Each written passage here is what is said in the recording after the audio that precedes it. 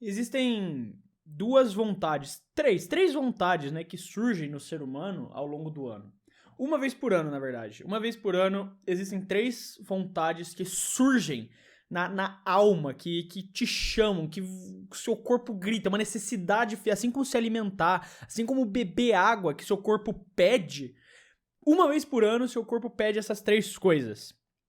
Uma delas é, na verdade, dá pra englobar. Eu tava separando a última em duas, mas dá pra englobar em uma só. Vocês vão entender o que eu tô falando. A primeira delas é criar um mapa survival no Minecraft, construir a sua vilazinha, uma semana jogando e depois nunca mais entrar nele.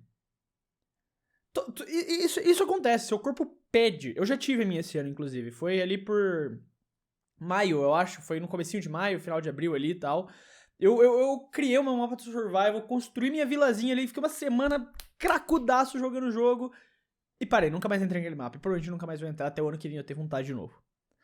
E a segunda vontade que tá me batendo agora, né? E eu tô tendo que resistir fortemente porque eu tenho que trabalhar, ainda mais agora que a Cadillac faz anúncio, eu tenho que fazer vídeo, né?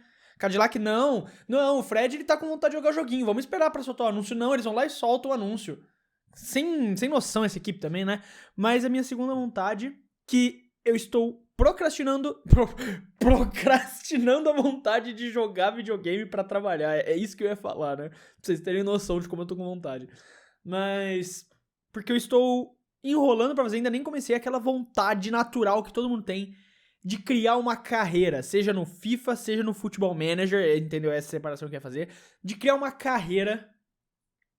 E é isso, modo carreira realista e vai tentar ganhar alguma coisa, ganhar Champions League com um time random e bater essa vontade. Só que a minha específica foi no Football Manager. E eu não tenho FM 24, eu tenho só 23. Então eu falei, pô, ainda não tive o 24, né? Vamos pegar ali, fui ver R$200 o 24, velho. Que caro que esse jogo. Por que não tem no Brasil, velho? Por que não lança no Brasil, Konami? É a Konami, né? Nem lembro quem que cuida do jogo. Não é a Konami, é outra. Sei lá quem cuida do jogo no Brasil. Não é a Konami, não. Sei lá. Daí você tem que ficar comprando por site terceirizado pra te mandar uma chave pra liberar na Steam. Caro pra caramba, ô desgraça. Não quero pagar R$200 pra jogar FM. Mas eu quero jogar FM. Como que eu resolvo esse dilema? Ah, baixa pirata. Mas não tem o editor do jogo lá, que eu gosto de mexer no jogo todo pra fazer graça. Eu faço isso no 23, inclusive. Provavelmente eu vou jogar o 23, é a vida, né? É o que dá pra fazer hoje. Mas, não estamos aqui pra falar das minhas vontades. Na verdade, a gente pode falar das minhas vontades aqui. Porque a gente vai falar de uma das minhas vontades, que era ter mais um piloto brasileiro na F1. Felipe Drugovich, que não vai estar na Fórmula 1. A Cadillac oficialmente confirmou a sua dupla Bottas e Pérez. Fred, o que você acha sobre isso? Tem um vídeo no Clube da F1 falando exatamente o que eu acho sobre isso. Esse canal não é pra falar minhas opiniões sobre Fórmula 1, é pra falar sobre as notícias e pensamentos aleatórios que eu tenho. E exatamente esse é o tópico que a gente vai falar relacionado a isso. Eu já, né, lembrando, né, eu sou o CEO, founder and CEO of the Conglomerated Fred of Communications, né, e um dos canais do conglomerado Fred de comunicações é o Clube da F1. E lá, eu postei o Stories. Na verdade, eu postei o Stories antes do anúncio, porque eu acordei bem cedinho hoje, eu postei o Stories lá, e depois teve o anúncio da Cadillac, mas meio que juntou um com o outro, né, que eu abro a caixinha no Instagram do Clube da F1, pedindo a opinião de vocês sobre coisas que estão rolando no dia e a gente vai conversando, trocando essa ideia. Daí teve o anúncio do Cadillac e muita gente tá comentando sobre. E dois comentários que eu tô vendo com muita frequência são: a Cadillac é burra e tá fadada ao fracasso, vamos odiá-los. E a outra opinião é: contrataram 2 segundos pilotos. Ninguém escreve essa onomatopeia, mas eu sempre imagino quem escreve essa opinião, tipo, contrataram 2 segundos pilotos, eu imagino a pessoa terminando de escrever fazendo exatamente. E o meu vídeo é pra dar opinião sobre esses dois assuntos. O primeiro, Drugovich. E eu entendo a frustração. O Drugo, ele merecia ter tido uma oportunidade na Fórmula 1. Não fosse na Aston Martin, ter até negociação com a Williams, com a própria Sauber, antes, né, do próprio Bortoleto, quando ainda era o Joe lá, e agora com a Cadillac, e nenhuma das equipes teve oportunidade pra ele. Mas a gente, assim, por mais que eu quisesse, e queria muito o Drugovich na Fórmula 1, eu queria muito, a gente precisa ser realista em alguns cenários aqui. O primeiro é, o Drugovich não se ajudou muito. Porque ele tinha esse desejo óbvio de estar na Fórmula 1, e ele quis se manter o mais perto possível. E por um momento, nos primeiros anos, eu defendi isso. Eu tenho até um vídeo antigo do clube que eu falo exatamente, cara, ele tá certo em ficar próximo das equipes da Fórmula 1, porque ele tem que tentar conseguir isso. Só que depois de um tempo, quando você fica 1 ano, 2 anos, 3 anos sem pilotar em alto nível, em categorias de Fórmula, as equipes começam a te ficar meio... Mano, será? E apesar dele ter feito treinos livres, ter feito testes privados com a Aston Martin, não é a mesma coisa. Não é a mesma coisa de alguém que pilota de fato. De alguém que tem a experiência, de alguém que comprovadamente esteve em categorias de alto nível e mostrou nível pra isso. O Drugo, ele recebeu propostas da Indy, ele recebeu propostas da Fórmula E e recusou tudo pra continuar sendo reserva da Aston Martin. E aí que foi um grande erro pra mim. Hoje, eu acredito que foi um grande erro. Ele devia ter aceitado essas propostas. Ele devia ter ido competir. Ele devia ter mostrado o nível dele na pista. Cara, no automobilismo, aquela frase, você é tão bom quanto sua última corrida, é a coisa mais real que existe. Não existe nada mais real do que essa frase no automobilismo. Você é tão bom quanto a sua última corrida. Isso é um fato no automobilismo em geral. É assim que a percepção mundial vê. E se ele estivesse correndo numa categoria, como a Fórmula E, como a Indy, tivesse entregando resultado, tivesse pontuando, tivesse disputando um título, nem precisa ser um título, mas vencendo corrida, que seja, era o suficiente pra fazer caso pra ele.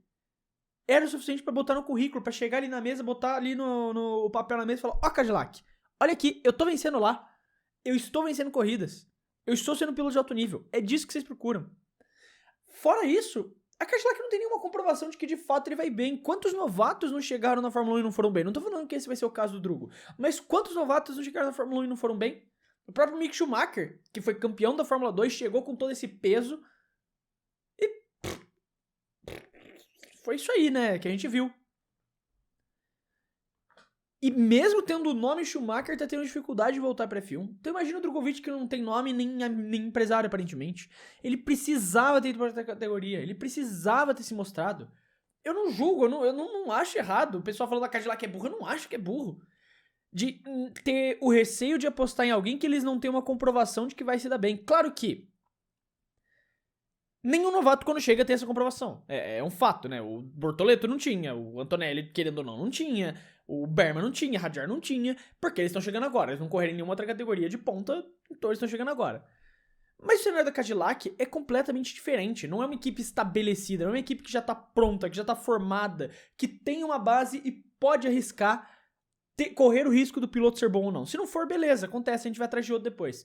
Eles não podem se dar esse luxo. Eles vão entrar do zero, completamente do zero. Inclusive, teve um ano que falou, mas a Brown GP começou do zero. A Brown GP não começou do zero, gente. Não, assim, eu não tô falando que o que eles fizeram não é foda. Pra mim, continua sendo a história mais foda da história da Fórmula 1. Pra mim, o que a Brown GP fez é a história mais foda da história da Fórmula 1. Não tem comparação. Mas, velho, não se enganem. Era uma estrutura completa da Honda já, prontinha. O Ross Brown, ele só pegou e assumiu uma estrutura completa da Honda, inclusive os engenheiros da Honda, que foi quem tiveram a ideia do difusor duplo que fez o carro ser tão dominante quanto foi no começo da temporada.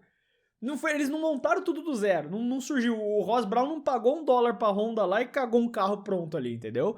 Ele pegou uma estrutura pronta da Honda, a Cadillac não. A Cadillac tá construindo tudo do zero, zerado. Tudo do zero. De uma montadora que não esteve na Fórmula 1 antes. Então, velho, é uma realidade completamente diferente. Eles estão entrando do zero. Do zero. Então faz sentido você pegar os 2 segundos pilotos, que aí é o segundo ponto que eu discordo completamente. Primeiro que, mano, qual que é a lógica de menosprezar isso? São 2 segundos pilotos. Meu irmão, são 2 pilotos que fizeram o papel deles quando estavam nas equipes. O Checo foi bem mal no final da carreira, eu concordo. Mas eles fizeram o papel deles, que ajudaram as equipes deles a serem campeões mundiais. Beleza, tá. Os 2 foram campeões mundiais e fizeram o papel deles. Foram os segundos pilotos e pontuaram o suficiente para que as equipes deles fossem campeões mundiais.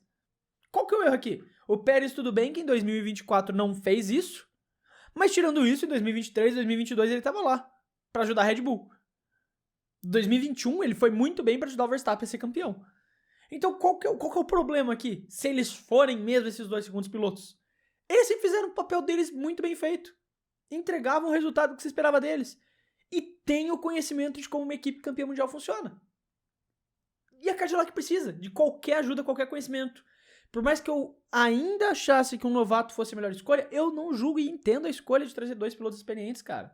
Você vai ter 2 pilotos que sabem como uma equipe funciona na Fórmula 1. têm anos de experiência e podem ajudar. Podem chegar e falar, ó, Cadillac, na Mercedes a gente fazia assim e não desse jeito, porque desse jeito dava errado. O Pérez pode chegar e falar, ó, gente, o processo na Red Bull era desse jeito e saía 10, 20, 15 minutos mais rápido que esse processo que eles estão fazendo. Eles têm o conhecimento, eles têm a maneira de ajudar a equipe a evoluir pro futuro, que é o que eles querem. O primeiro ano da Cadillac vai ser P21, P22, velho. Não espera outra coisa, não. Qualquer outra coisa além disso ali já é lucro pra Cadillac. Então eles precisam de 2 pilotos que sejam capazes de ajudar dessa forma. E eu entendo a frustração. Eu entendo a frustração com o Drogovic. Mas eu acho que tem muito mais camadas do que só tacar um hate aleatório na Cadillac. Mas é isso. Eu vou terminar esse vídeo aqui agora. Eu tenho que terminar de editar 2 vídeos curtos, inclusive uma collab dos 2 clubes, do Clube da F1 e do Clube do Fute. Aí, ó.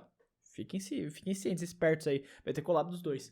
E depois disso, na verdade eu ainda tenho que gravar mais um vídeo do Clube do Fute. E depois disso, eu vou jogar Futebol Manager.